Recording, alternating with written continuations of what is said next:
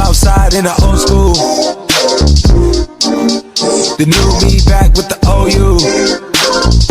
The dog always find his way back home, and it's so true.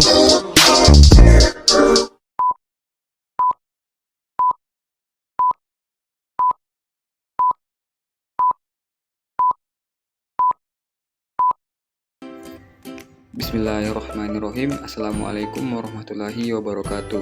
Perkenalkan, nama saya Muhammad Adil Fitrah dari jurusan Hukum Ekonomi Syariah, Fakultas Syariah dan Hukum, UIN Alauddin Makassar.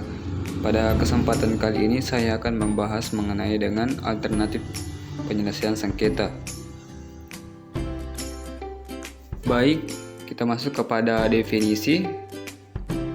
Alternatif penyelesaian sengketa adalah suatu bentuk penyelesaian sengketa di luar pengadilan berdasarkan kata sepakat yang dilakukan oleh para pihak yang bersengketa, baik tanpa ataupun dengan bantuan para pihak ketiga yang netral.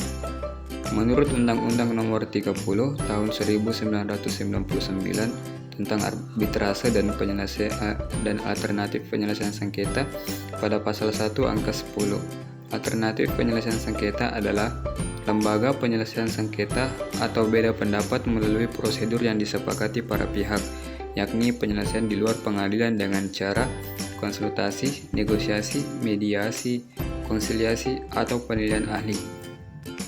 Selanjutnya, bentuk-bentuk alternatif penyelesaian sengketa. Yang pertama, mediasi. Mediasi adalah penyelesaian sengketa dengan dibantu oleh pihak ketiga atau dalam hal ini mediator yang netral dan tidak memihak. Peranan mediator adalah sebagai penengah yang memberikan bantuan berupa alternatif penyelesaian sengketa untuk selanjutnya ditetapkan sendiri oleh pihak yang bersengketa. Kemudian yang kedua, negosiasi.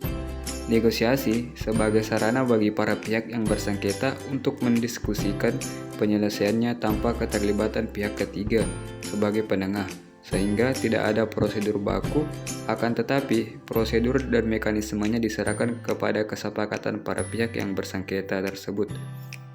Selanjutnya, konsultasi. Konsultasi adalah suatu tindakan yang bersifat personal antara suatu pihak tertentu dengan pihak lain yang merupakan pihak konsultan, di mana pihak konsultan memberikan pendapatnya kepada klien sesuai dengan keperluan dan kebutuhan kliennya. Kemudian yang keempat, konsiliasi. Konsiliasi adalah penyelesaian sengketa dengan intervensi pihak ketiga atau dalam hal ini konsiliator, di mana konsiliator lebih bersifat aktif dan dengan mengambil inisiatif, menyusun dan merumuskan langkah-langkah penyelesaian yang selanjutnya ditawarkan kepada para pihak yang bersengketa. Kemudian yang terakhir, arbitrase. Berbeda dengan bentuk APS lainnya, arbitrase memiliki karakteristik yang hampir serupa dengan penyelesaian sengketa adjudikatif. Sengketa dalam arbitrase diputus oleh arbiter atau majelis arbiter, yang mana putusan arbitrase bersifat final and binding. Baik, itulah tadi sedikit penjelasan mengenai dengan alternatif sengketa dan bentuk-bentuk alternatif penyelesaian sengketa. Selanjutnya kita masuk kepada contoh sengketa. Adapun contoh sengketa yang akan dibahas di video kali ini yaitu sengketa antara PS Konoha dan Cristiano Carlotta. Adapun risalah sengketanya di mana bermula PS Konoha sebagai tim sepak bola yang berhome-base di kota Konoha dengan wadah PT Pak Golona Konoha bermartabat Tbk yang saat ini bermain di Liga Super Duper Jaeger sebagai tim sepak bola yang bermain di Liga Elite. PS Konoha mengontrak banyak pemain berlabel bintang dengan bayaran mahal seperti Cristiano Carlotta dan Ambo Messi. Akibat operasional yang tinggi mengakibatkan PT Pak Golona bermartabat atau dalam hal ini PS Konoha mengalami kesulitan keuangan dan terjadilah tunjakan gaji beberapa staf dan pemainnya, termasuk Cristiano Carlotta, yang mengakibatkan performa menurun drastis. Melihat kondisi PS Konoha yang bermasalah, Samata United sebagai salah satu peserta Liga Super Duper Jaeger memanfaatkan kondisi tersebut untuk menggoda Cristiano Carlotta pindah dengan iming-iming gaji yang lebih tinggi dari PS Konoha. Cristiano Carlotta yang tidak nyaman dengan kondisi keuangan PS Konoha kemudian tertarik untuk pindah ke Samata United, padahal kontraknya masih tersisa 3 tahun lagi. Akibatnya, Cristiano Carlotta bermain setengah hati dan terkadang tidak datang latihan, padahal dia adalah pemain paling dibutuhkan tim karena gol-golnya. Tindakan Cristiano Carlotta membuat manajemen PS Konoha marah dan membagukan Cristiano dari skuad dan tidak mau melepasnya ke Samata United, sehingga terjadi perselisihan antara PS Konoha dan Cristiano Carlotta. Melihat ilustrasi kasus yang terjadi antara PS Konoha dengan Cristiano Carlotta atas dugaan gaji pemain yang tidak dibayarkan, maka pola penyelesaian sengketa yang digunakan yaitu konsiliasi. Alasan pemilihan konsiliasi sebagai pola penyelesaian sengketa disebabkan karena penyelesaian melalui konsiliasi selain mempertemukan keinginan para pihak yang berselisih, sebagai konsiliator juga dapat memberikan solusi terhadap masalah yang diperselisihkan.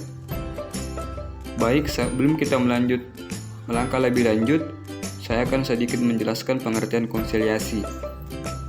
Konsiliasi adalah metode perundingan yang menggunakan bantuan dari pihak ketiga.